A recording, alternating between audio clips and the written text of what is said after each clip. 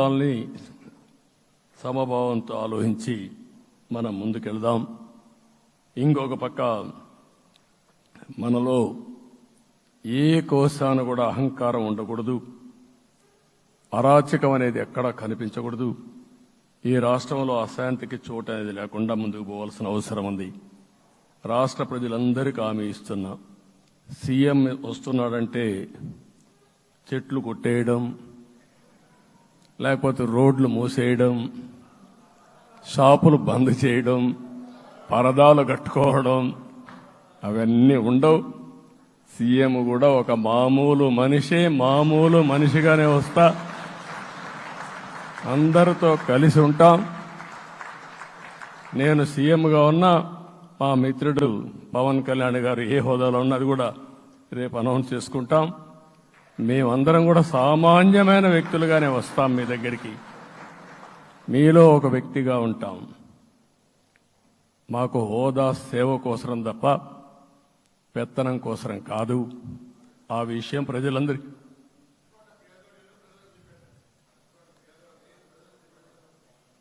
అవన్నీ చేస్తాం. ఇంకొక పక్కన నిన్న మొన్న నేను వస్తానంటే వాళ్ళకు కూడా తెలుసు కాబట్టి ఎన్డీఏ అభ్యర్థిగా అంటే శాసనసభ నాయకుడిగా ఎన్నుకుంటారనే ఉద్దేశంతో, ముఖ్యమంత్రి అవుతాను ఉద్దేశంతో రోడ్లన్నీ కూడా నిలిపేస్తాను. నేను ఒకటే చెప్పాను, మేము వచ్చినప్పుడు ఒక్క నిమిషం ఒక సిగ్నల్కి ఇంకొక సిగ్నల్కి కొద్దిగా గ్యాప్ పెట్టుకోండి. అవసరమైతే ఒక 5 నిమిషాలు లేట్ అయినా మాకు పర్వాలేదు, కానీ ప్రజలు ఎవ్వరికీ ఇన్కన్వీనియన్స్ కలగకూడదని చాలా స్పష్టంగా ఆదేశాలు ఇచ్చాం. కాబట్టి అవన్నీ మనం చేద్దాం. ఇంకొక పక్కన దాడులు చేసి బాధితులపైనే కేసులు పెట్టే పరిస్థితి ఉండదు ఈ రోజు నుంచి. అది కూడా మనం చూసాం. ఏ ఒక్కరి ఆత్మగౌరవానికి భంగం కలగదు. ఒక పాజిటివ్ గవర్నెన్స్ అన్ని చోట్ల కనపడిస్తుంది. ప్రజాహితం కోసమే పనిచేస్తాం. ప్రతి నిర్ణయం, ప్రతి అడుగు ప్రజల కోసమే ఉంటుంది. స్టేట్ ఫస్ట్ అనే నినాదంతో ముందుకు పోతాం. ఈరోజు మేము ముగ్గురం కూడా ఢిల్లీలో వెళ్ళినప్పుడు కూడా మా ఆలోచన ఈ రాష్ట్రం ముందుండాలనే ఉద్దేశంతోనే ముందుకు పోయాం. అదే సమయంలో ఈరోజు మన రాష్ట్రానికి కూడా సముచితమైన గౌరవం. 3 మంత్రులు కేంద్రంలో మన వాళ్ళు ఉండే పరిస్థితికి వచ్చారు.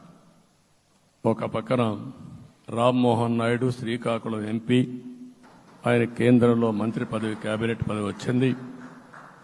ఇంకొక పక్కన పెంబసాని చంద్రశేఖర్కి స్టేట్ మినిస్టర్గా ఎంఓఎస్ కింద ఇచ్చారు. మూడోది కూడా ఒక సామాన్యమైన కార్యకర్త Srinivasa Varma, Narasapur MP, BJP MP, ఈరోజు కేంద్రంలో మంత్రి స్థానం వచ్చింది. సీట్లకు గాను కూడా ఇన్ని సీట్లు రాలా, ఇన్ని ఓట్లు రాలా.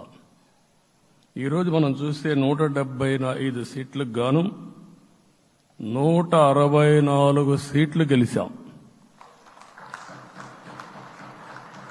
అంటే 11 సీట్లే ఓడిపోయాం. అంటే స్ట్రైకింగ్ రేట్ 93%.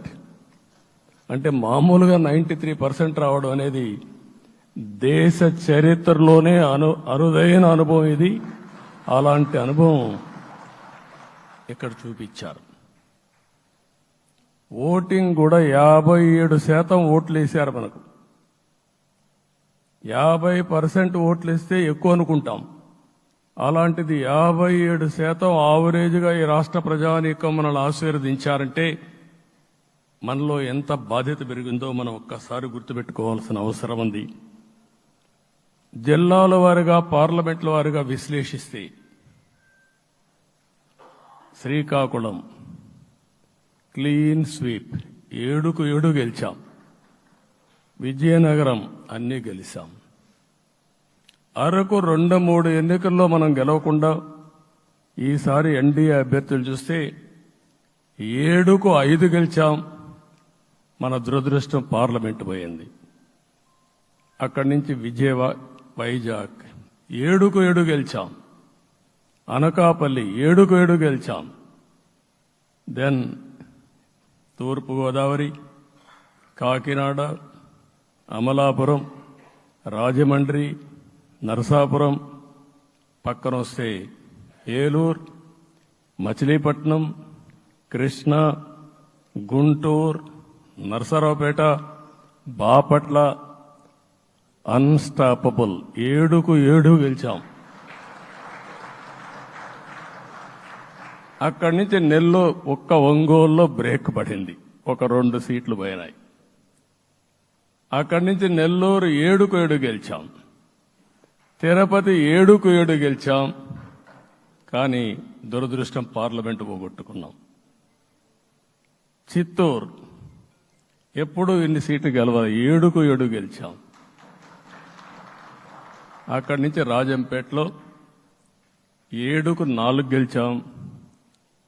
3 సీట్లు పోగొట్టుకున్నాం, పార్లమెంటు పోయింది.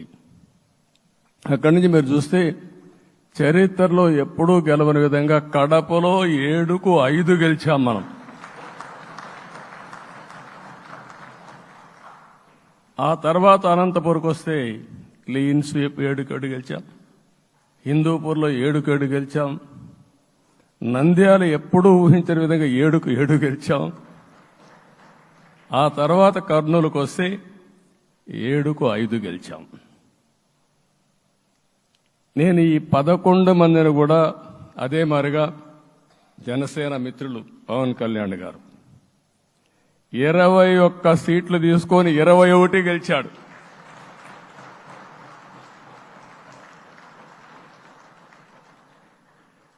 బీజేపీ 10 సీట్లు తీసుకుంటే 10 గెలిచారు, 8 గెలిచారు. అంటే 10కి 8 గెలవడం అనేది ఒక చరిత్ర. ఆ 2 సీట్లు కూడా కొన్ని ప్రత్యేకమైన కారణాల వల్ల ఓడిపోయాం తప్ప ఇంకోటి కాదు. అంటే ఇక్కడ ఒక లెసన్ మనందరికీ అర్థమైంది ఏంటంటే, అభ్యర్థులు గట్టిగా నిలబడుకున్న ప్రతి ఒక్క చోట ప్రజలు మనల్ని ఆశీర్వదించారు, గెలిపించారు. ఇదే ఈ యొక్క ఎన్నికల్లో మనందరం గుర్తుపెట్టుకోవాల్సిన ఒక ప్రత్యేకమైన విషయం. నేను చాలాసార్లు ఎన్నికలైన తర్వాత సమీక్షలు చేసుకున్నాం, కానీ ఇలాంటి విజయం, ఎలాంటి సాటిస్ఫాక్షన్ ఎప్పుడూ లేదు. దీనికి కారణం ప్రజలు